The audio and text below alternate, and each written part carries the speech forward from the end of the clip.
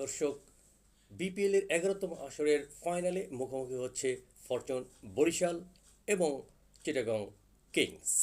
দু দলের প্রত্যাশা কিন্তু থাকবে তারা নিজেদের সেরা পারফরমেন্স দিয়ে তারা কিন্তু জয়লাভ করতে যাবে।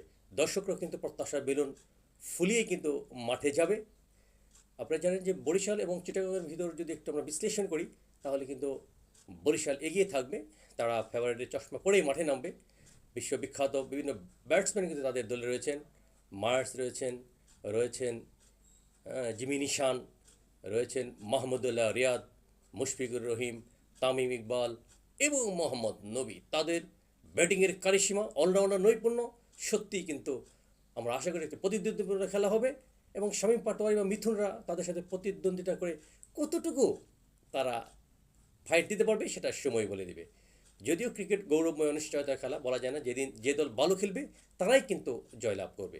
তবে দর্শকরা চাচ্ছেন, এক শ্রেণীর দর্শকরা চাচ্ছেন তারা দ্বিতীয়বারের মতো সেই ট্রফিটা নিয়ে তারা বরিশালের লঞ্চে ওঠাবেন। আর চিটাগাং চাচ্ছেন যে প্রথমবারের মতো হলেও তারা চিটাগাংয়ের পোর্ট পর্যন্ত তারা নিয়ে যাবে এবার সেই ট্রফিটা। এবং সেই চাপ, দর্শকদের প্রত্যাশা সব মিলিয়েই একটা প্রতিদ্বন্দ্বিতাপূর্ণ খেলা হবে বলেই আমাদের বিশ্বাস। সন্ধ্যা 6টায় শুরু হবে আমাদের এই ম্যাচ। প্রত্যেকে দেখার আমন্ত্রণ। খোদা হাফেজ।